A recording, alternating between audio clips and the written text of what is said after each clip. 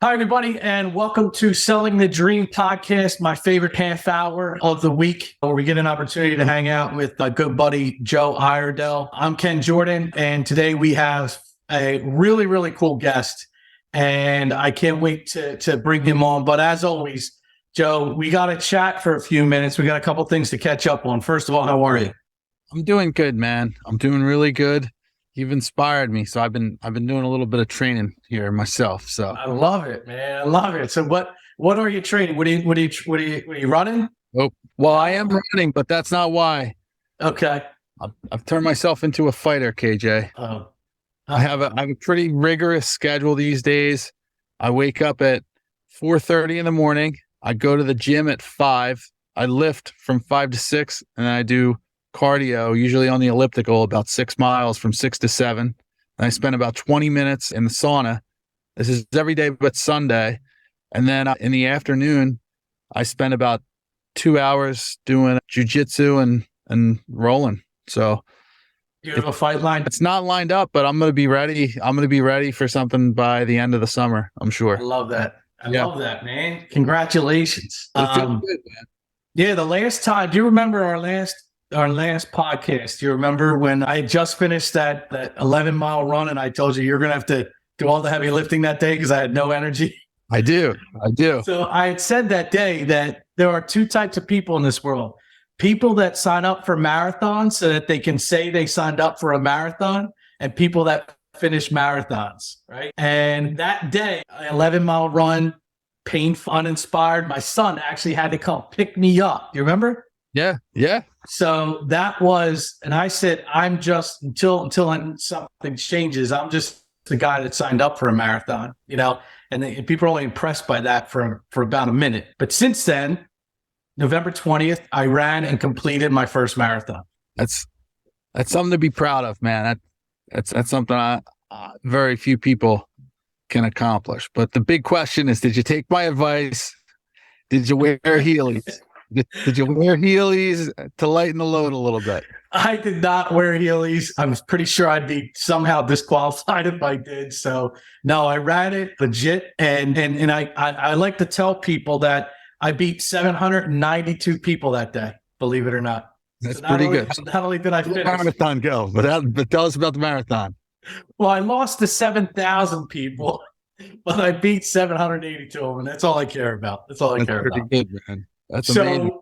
So one of the really cool things about this marathon, and a handful of people have heard this story already, but our guest today was someone who kind of walked into my life at the most opportune moment. Really an interesting story. So I'm at the convention center, Philadelphia Convention Center, Friday before the marathon, which is Sunday, and I was there to pick up my bib. It was 4:30, I think, in the afternoon. I'd worked all day, hustled down there to get my bib.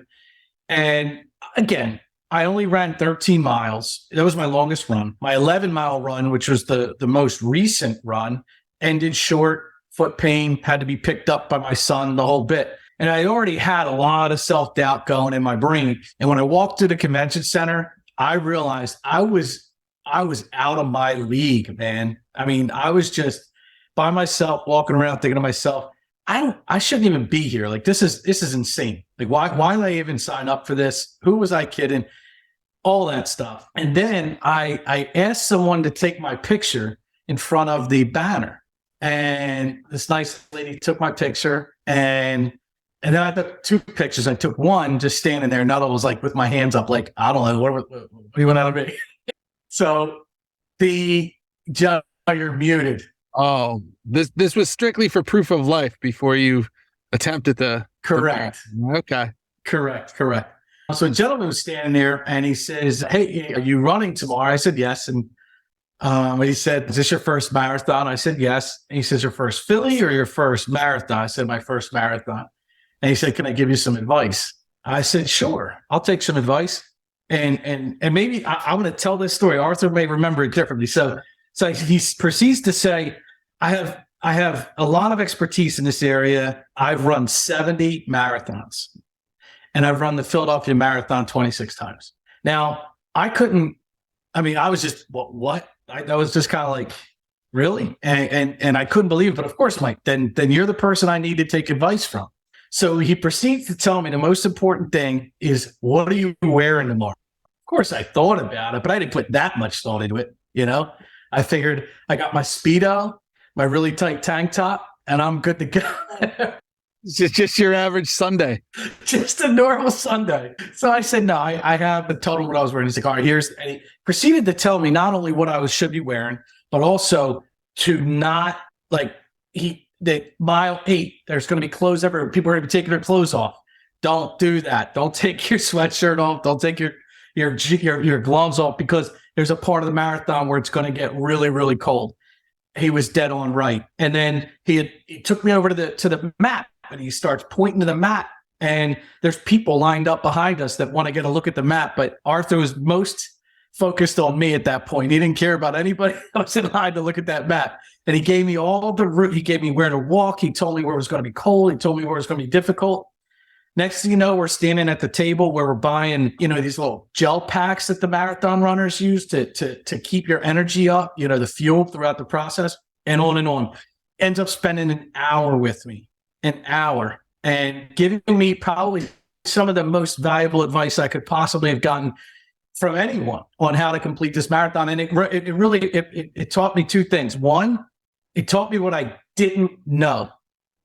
Right? Like I was going into this with this huge void of knowledge that I didn't realize I was missing out on. And then two, it taught me the power of preparation and someone telling you, what you need to do, and the importance of a coach. We've all had coaches, and Arthur was my coach for that 1 hour. And boy, it played out, man. It played out, and I was able to finish. And it was pretty impressive, man. It was pretty impressive. That's amazing. You don't know what you don't know, That's it. You don't know what you don't know. And I was super excited and honored when I called him later and asked, hey, would you mind joining us on our Selling the Dream podcast? Because, I think that this is the exact kind of stuff that we thrive on here. So without further ado, I'm going to introduce our guest for the day. One, Arthur Scott, legacy runner of the Philadelphia Marathon, and my hero is the guy that helped me accomplish something that I did not think was possible. So Arthur, welcome to the podcast. Well, thank you, Ken. It's great to be here. I'm sitting here laughing as we're telling your story, because there's some parts of it that really are just so unbelievable. And you hear, and you often may use from time to time, the word serendipity. But for you really could not have met probably a better person that day in the hall, because there's another friend of mine who's one of the legacy runners in Philadelphia, and he was there. And he and I, the two of us together, there are no other people in that hall that had thousands of people in it that have run more Philadelphia marathons. So for you to either meet him or I was very fortunate on your behalf. I'm the luckiest man I know. Exactly. Sometimes it's better to be lucky than to be smart. That's right. That's right. Now, for everyone listening, what a legacy runner is, I believe, correct me if I'm wrong, Arthur, you have run in 25 of the 27 Philadelphia marathons. Are those numbers? 26 now. So 26, there it is. And look, the last one we did, since you did it, that one counted. Yeah, absolutely. Every mile counts, every mile. Yeah. Now, one of the things I thought was really interesting about that day, Joe, and I think I was telling you this, was in the morning, Arthur texted me and says, hey, good luck today. Did you eat your sweet potato? Hey, Arthur, tell me about the sweet potato. Well, essentially it goes before that, because when Ken and I met, the more we spoke, the more I realized that, and I mean this in a fun way, that Ken had no clue. and as we spoke, I thought two things. I thought, wow, how bold is this guy to come out and take on this without really knowing what he's getting into? And then I thought, I got to help this guy out, or he's going to be in trouble tomorrow.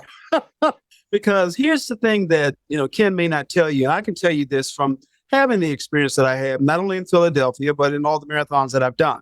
And I'm just going to say this plainly. That Sunday was a hard day. Ken doesn't have the perspective of, I did a marathon 3 weeks prior in DC. I did the Marine Corps Marathon, which is one that I also do a lot as well. We had a great day. It was sunny. It was 50 some odd degrees. It was little wind, etc. that day in Philadelphia, having done as many as I have, I would say that was one of the top 2 hardest Philadelphia marathons that I have ever done. We started in 20 some odd degrees. It never got over 33. And here's the capper. And you need to appreciate this when you're out there. We had 36-mile-an-hour wind gusts. And I knew that was going to happen. And again, Kim had no clue. And I said, once we get by, I may pronounce it wrong, but I think it's the Schuylkill River. Is that the right pronunciation? Yep. That wind picks up and you're going out towards Manayunk. And he's just looking at me with this dazed look. And I'm like, Ken, we got to talk, man. Sounds like you met Ken. Your expectation of KJ is the same as mine when we met in college. So this guy's got no clue what's going on here, does he? We got to take care of this guy. Yeah, but he was enthusiastic. And, where I'm respectful is, Ken said it well, there are all types of people in different ways. And, there's some people who you can tell them it's hot and they're looking at the fire and they look at you and they shake their head, but they don't believe it's hot until they stick their finger in it. And then they burn themselves and it's too late. But there are others that can live vicariously and listen to your experience. And that's why I'm very polite and very cautious and say, are you willing to take some input? And then, let him know it wasn't bragging on myself, but more so giving him my qualifications to say, you're talking to someone that knows what he's talking about because I've done this for 25 years. So this isn't a one-time thing.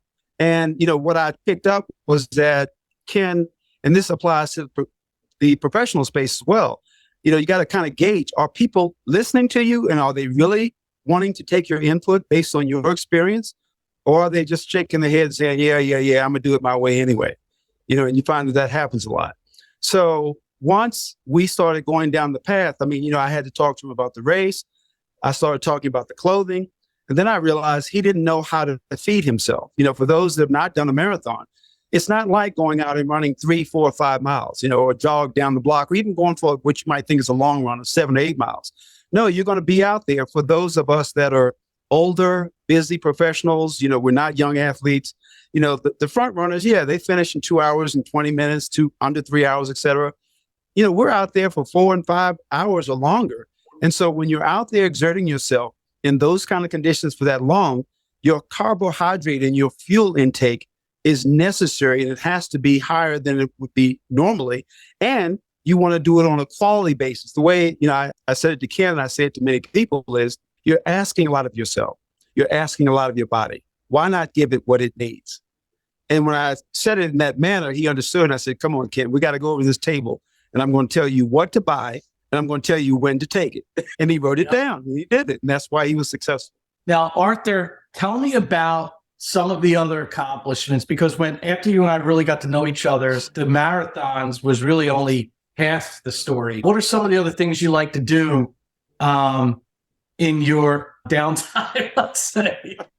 Well, I guess you could sum it up by saying I like to challenge myself, and I was glad to hear at the beginning of the conversation that you guys are getting regimented about what you're doing. The running came from preparing for other sports when I was younger.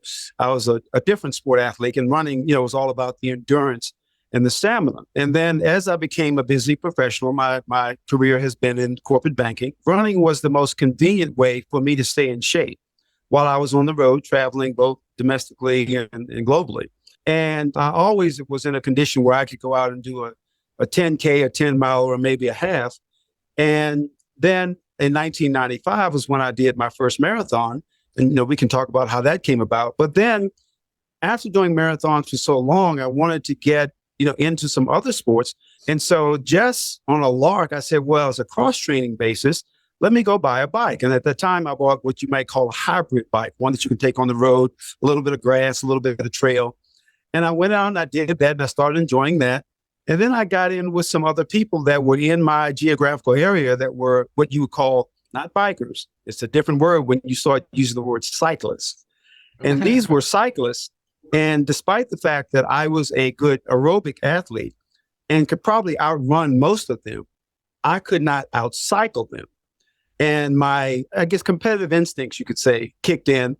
And I immersed myself. You talked about preparation. The same thing I did in running, I did with cycling. I started reading on the internet.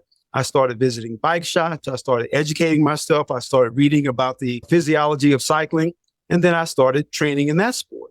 And so in addition to running now, I guess you could say I'm a long distance, not competitive or racing cyclist, but an enthusiastic amateur. I do more than what most amateurs can do. For example, for the last 7 years in a row, I guess you could say I repeat things a lot. I've done a ride that your listeners can look up on the internet called the Triple Bypass, and that's out in Colorado. That's 120 miles, 3 mountain passes that go over 11,000 feet, 12,000 feet, and 10,500 feet. So not only is it the distance, but we're talking about the conditions of Colorado, which has some of the highest mountains in the domestic U.S. That is no joke. I spend quite a bit of time with my kids who are competitive snowboarders in the mountains. And once you get above like 7,000 feet of elevation, you're breathing completely different. It's a whole different world. That's amazing. Yes, you hit the nail on the head. And since I do it, I get a little anal about these kinds of things. I mean, for example, what you just said, at 9,000 feet, you have 35% less oxygen in the air. So you think about that, you're exerting yourself in a space where you have 2/3 the oxygen you do with sea level, and you're trying to do even more. So there's talking about it, and then there's actually being in the environment and experiencing it.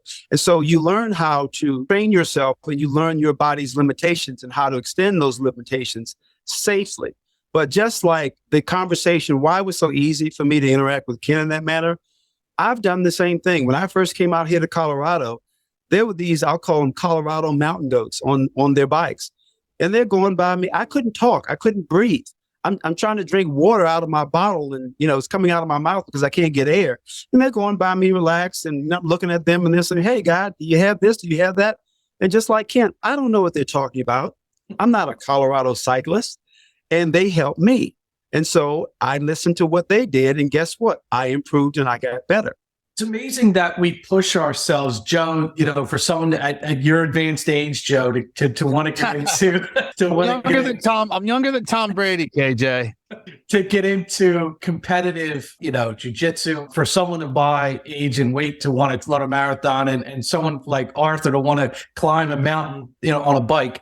Arthur, what do you think that is about human beings? Because it's not just us, right? I've talked to a couple of other people now that are inspired to want to do something. I have at least 3 people saying they want to run a half marathon now, which I'm excited about. I think we're going to do that in March. What is it about about humans that want to do difficult, unnecessary things? Well, I mean, I won't claim to have the answer, but I'll give what I think is a notion. I would say number one is curiosity. And it's curiosity about your own limitations, what you can do and what you may be capable of. The second thing, sometimes it's really just about self-improvement, because people are at different places and different times in their life. And it is wondering that, what if I embark upon this path? What impact is that going to have on me as an individual, as a person, as a professional? And how might that change me for the better?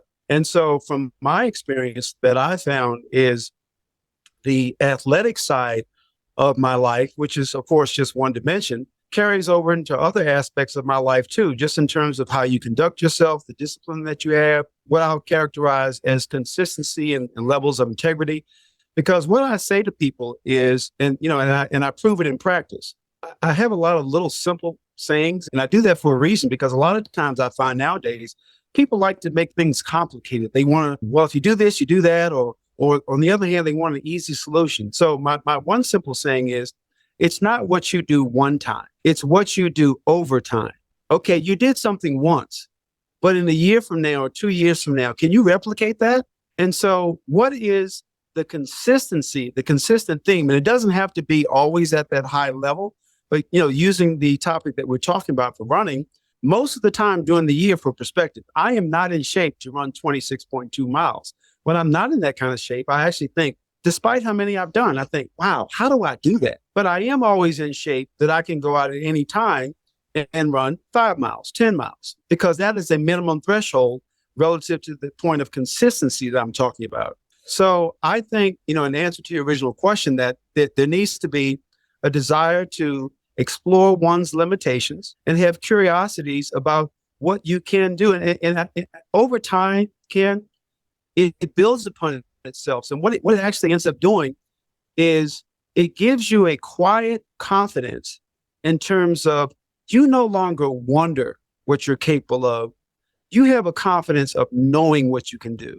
And then when something comes up that you're not sure of, instead of doubting yourself, you say, maybe if I try, maybe if I apply myself, I might be able to do this. There are challenges that I create for myself that I'm unsure of and that I know I cannot do without training, without thought, without preparation. One example, last year, one of the things that going to Colorado inspired me to do from talking to other people was trying to do one of the hardest climbs on a bicycle in the United States. Many people have heard of Pikes Peak. Well, my goal was not to climb Pikes Peak on a bike. My goal was to climb Pikes Peak on a bike from the bottom to the top without stopping once. And so that's different. And I knew how hard it was. I thought I knew. I knew how hard it was. I knew I couldn't do it without training. I was going to do it in August. I started training for that in April. So I put myself through things that right now I can't go climb Pikes Peak. But when I started it, I didn't know if I could complete it, but I knew I had prepared properly. So while I was on the mountain that day, I will tell you that had I not prepared properly, I would not have finished that climb. It was one of the hardest things I've ever done. Did it nonstop? I did not stop one time. Fantastic. But I'm not saying that as though it was easy. Mhm. It was extremely difficult. I didn't take it. I didn't take it that way. I think it was easy. That's amazing. Yeah. Wow. You know what I encourage listeners to do is just go out and look at a picture of Pikes Peak Highway, and then you'll understand that it is so intense that when you're on the highway, there are no guardrails. There were many times that if I made a right turn on the bike, I would die. I'd drop off 1,000 feet to a cliff below. So it's intense. That's amazing. I think, Ken, to kind of answer your question from my perspective, and I think Arthur touched on this a little bit. I think that people do that stuff out of fear, and not fear of doing it, fear of not having the skill set to be able to apply that mentality to other situations in their life.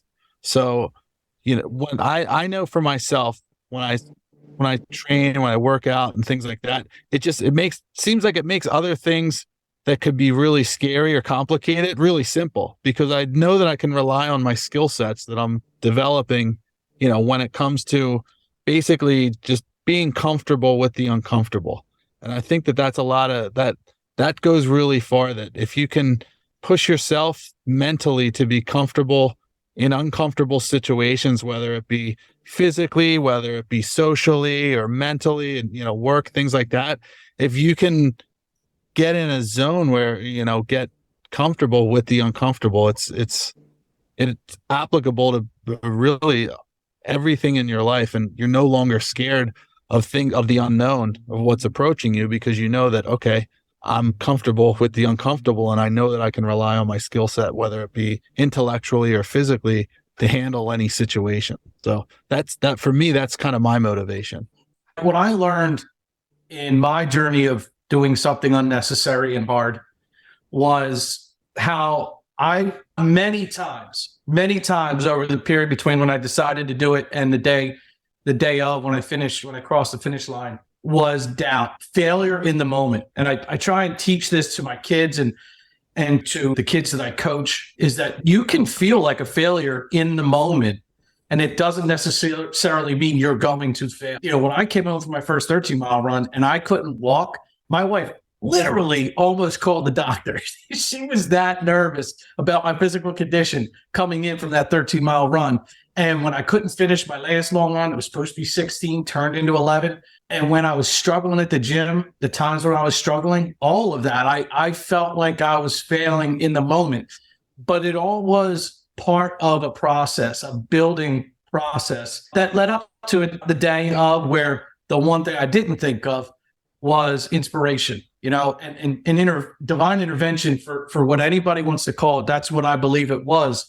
Even up to the point where Arthur, if you remember, he said he's going to be wearing a red jacket. In my mind, I'm like, there's going to be 8,000 people there. How am I going to spot Arthur in a red jacket? At mile 16, my wife turns around and says, there's a guy in a red jacket, because that's where I met Amy at mile 16. Sure enough, I turn around and it's Arthur. And he says, hey, Ken, how you doing? And I'm like, I feel good. He said, you look good.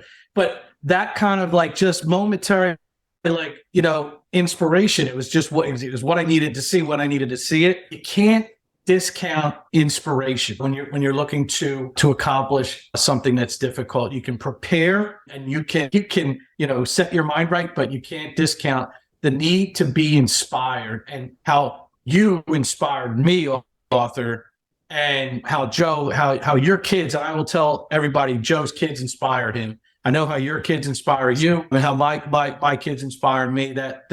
And the people that we're inspiring too, hopefully, is such an important part of any accomplishment. And and I wish we had 6 hours to talk. We don't, because we're on these time constraints. But Arthur, two things. One, I'm going to finish with a question here, but I also want to secure now, while we're all in a good mood, that you'll promise to come back and we'll talk about more stuff. But real quick, have you ever failed? Yes, absolutely. I can remember, I think it was somewhere in the vicinity of my range of 8th or 9th marathon. This is back in the 90s. And I had friends and family with me, and I want to digress just a moment to something you just said, micro and macro, when you talked about support and inspiration. I would be remiss in not saying in this journey over the last 28 years that from a micro perspective, what's been most important and helpful to me is my significant other, Ken, who you asked for that photograph that other day. She has been with me every step of the way. She's been with me at most of the marathons. She hands me things. She takes things from me. And not only just the mechanical and logistical support, but just the idea and the spirit that all those miles when I'm out there by myself, that I know that she's going to be at the finish line smiling and waiting for me. That's an encouragement. And then the macro piece is surrounding yourself. And I surround myself, and I have a community of individuals that, what I do, what we do collectively, it's not unusual for us. It's not a big deal. It's how we live. It's not just me. My friends run marathons too. I have friends that run 100-mile ultra marathons. I have friends that ride their bikes more than I do, and they're faster and stronger than I am. So being in that community of people inspires me so that I'm normal. I'm not an anomaly of this guy that does this crazy stuff. It's just how we live. And so going back to the failure specifically, I got to mile 7 and I had pain so bad. I remember it like it was yesterday in my leg. I didn't know it at the time, but I had something called IT, or iliotibial band syndrome. My knee hurt so bad that the pain made my eyes water like I was crying. And I had to call my significant other and my cousin, and they were there in New Orleans with a car, and said, I'm not going to be able to finish this. You all have to come get me. I have never stopped before or since in a marathon, but my leg would not let me go on. And there's a point to that, because while I was disappointed, they were, supportive, and they were encouraging. I kind of say, you talk about divine intervention. I'm glad I didn't finish it. 2 miles after I got out of the race, it was a deluge of a downpour in New Orleans, and the rest of the race was in the pouring rain. So I would have done it, but it would have been absolutely miserable. But what I learned is I felt like I failed. But then you become thoughtful and say, okay, why did that happen? And that was early in my running and earlier athletic marathon career. And so I started to analyze and said, you knew you had a problem, you ignored it, overcame you. And so what did you learn? Don't do that again. I went to the doctors. I understood what the issue was. I understood more about my physiology, my body, et cetera, how to stretch, what supplements to take, et cetera, et cetera. And actually that injury and that failure paved the way at, let's say, 9 marathons for me to get to the point that I was able to do 61 more successively without a problem and without ever stopping again, without ever quitting. So that thing that you call a failure actually is something that is a learning and is a boost to you if you use it properly and extract the information that you need from it to learn from it and benefit you in the future. Wow. Fantastic. What they say, you either win or you learn. There's no alternative. That's right. Arthur, I appreciate you being here today. I appreciate you sharing your story, and I have a debt of gratitude, to you for the coaching and the inspiration you were to me to accomplish, that which I didn't think was possible. And I look forward to continuing to chat with you, but more importantly, I look forward to having you back on. I still want to hear all about how all of your successes and your philosophies on life and success, your philosophies on the wanting, willing gap and discipline are tremendous. And I can't wait to bring that in on our next episode. So as long as you agree to be back, then I'm a happy guy. Absolutely. No problem. All right. Joe, wrap us up here, man. I'm equally impressed with both you. I shouldn't say equally. I'm impressed with both you. I'm a little bit more impressed with Arthur. Ken. I give you that. You know, the whole time that we talk about this kind of stuff, and you know, I know that this is we're a business podcast, but if you can't see the parallels between running a successful business or being successful in your career and all the preparation and motivation and inspiration it takes to run a marathon or do anything like that, it's all the same. And, you know, it's just incremental wins. And I'm honored to be on this podcast with both of you today. It's really, really cool. Awesome. Well, thank you both. Thank you, Arthur. I look forward to catching up with everybody again. But in the meantime, everybody have a great day. Thank you.